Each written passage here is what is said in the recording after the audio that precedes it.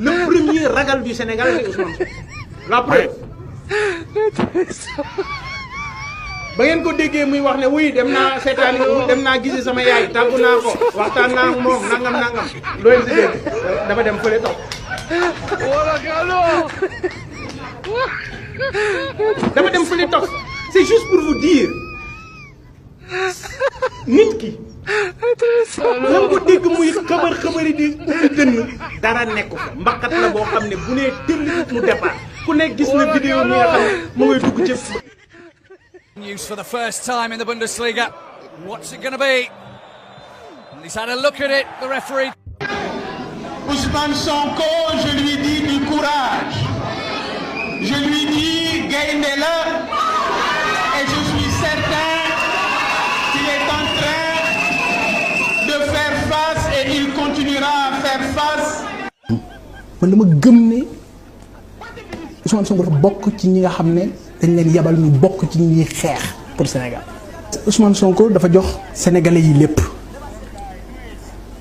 jox leen temps jox leen kattan. loolu wax nga ko mais jàppaloo ni bu deful loolu lan nga bëgg mu def. mais What's it going to be? And he's had a look at it. What's it going to be? And he's had a look at it. Ousmane Sonko amul expérience ci dara dagg juuti dong la mus a def ci àdduna. Non mais c'est la réalité mais dites-moi en vérité Ousmane Sonko bu weesoo mbindaanam ak gardien ba ci buntu këram ku mu mus a liggéeyloo yow mii yor sa site internet au moins yow yaa ngi góorgóorlu yaa ngi liggéeyal sa bopp. Bundesliga. What's it going to be? And he's had a look at it, the referee to be a steer. yi nekk Sénégal ñoo ëpp inspecteur des impôts directeurs généraux yi nekk Sénégal ak PCA yi ñoo ëpp inspecteur des impôts te état nu muy amee xaalis état lu koy jox xaalis mooy inspecteur des impôts parce que ñoom ñooy dem vérifier ñooy dem xool ñooy dem jëli xaalis bi doon rot mais loolu yëpp ñu échanger ci lu jëm ci wàllu économie nu ñuy développer Sénégal yenn mesures de sauvegarde quels sont les secteurs yu am solo yoo xam ne war nañu créer chaîne de production yi ngir cette jeunesse mun a am ci lu ñu jàpp on en a discuté te li ma gën a nekk ci discussion bi c'est quand le président Ousmane Sonko chaque fois ci biir wax bi il me dit Bougane boo jëlee réew Bougane boo jëlee Sénégal ça veut dire dafa gore et ci biir wax bi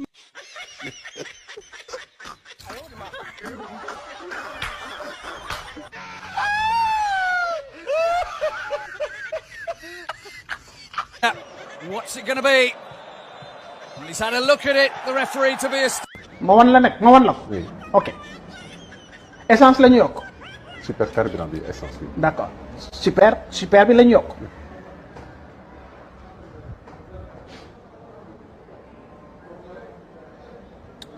saaku ngooñ taawu booy lu mu doon jar.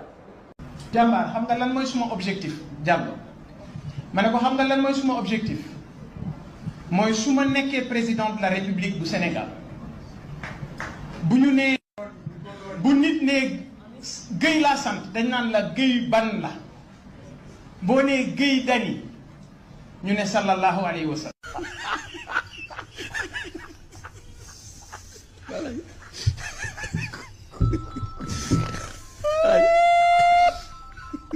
suma maam moo ma yar et suma maam dafa génn àdduna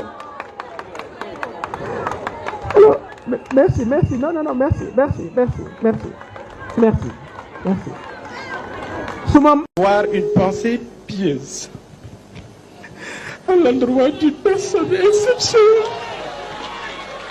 baax na am jom la tax a jooy am jom. RTV. ñu ngi fexeel Bougane te xam naa man ni ñu informé ñoom noonu laa informé ma ñu ngi may fexeel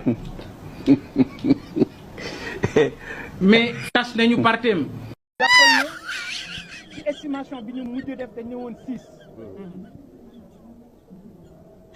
ñetti Sénégal yi ñu jël benn mu ngi Touba ci jouru Magal kon loolu dafa laaj disposition spéciale yoo xam ne war nañu mën a xam ñaata ndox lañu soxla laata màggal war nañu mën a xam ñaata ndox lañu soxla bisub màggal war nañu mën a xam ñaata ci mbalit moo fiy génn jouru màggal laata màggal ak après màggal parce que loolu mooy état dafay dund di dox ci prévision ba ci oto yi fiy dugg nee nañu 200 000 la mais jàppal ne Touba ñeenti yoon ñoo fi nekk ñeenti bunt yuy dugg 1900 atum ca ginnaaw. suma yaay yaruma suma papa yaruma suma yaay yaruma suma papa yaruma suma maam dafa génn àdduna alors merci. inflation wu Ghana xam nga ñaata la 24%. inflation bu réewu Nigéria mu ngi 33 xaw ma 37%.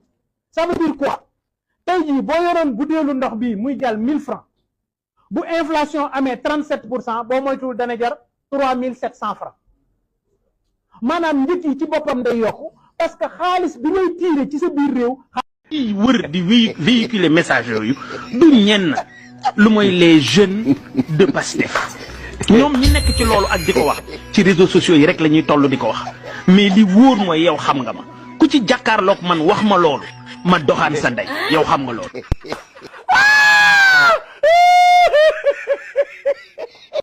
God have mercy upon us.